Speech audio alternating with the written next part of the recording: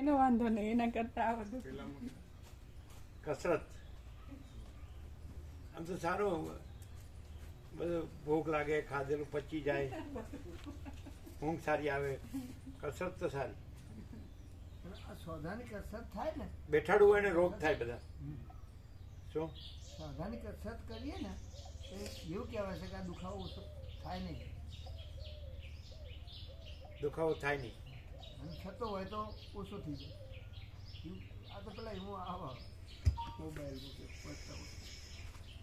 વશિષ્ઠ બોલ્યા, હે રામ.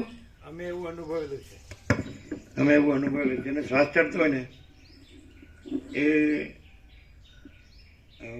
ડુંગર ચડે કે ચાલે કે તરે, એવું કોઈ પણ એક્સરસાઇઝ કરે ને તો એનો શ્વાસ ન ચડે.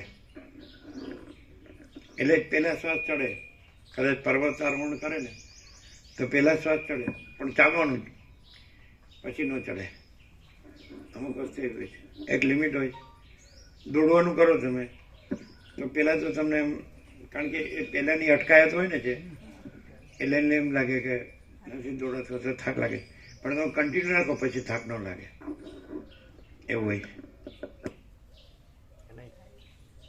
55 વર્ષે સાયકલ ચલાવતા હતા, સાયકલ ચલાવ પણ કોક દળ ચલાવો ને તો શરૂઆતમાં થોડાક કિલોમીટર એમ લાગે હા હું થાકી ગયો, પણ થોડા ઉભા રહે 10 મિનિટ પછી ઘણા એવું નથી કહેતા, કદાચ એમાં તમને એવું તો ખબર નહીં, તો તમે બહુ બોલો તો થાક નથી લાગતો.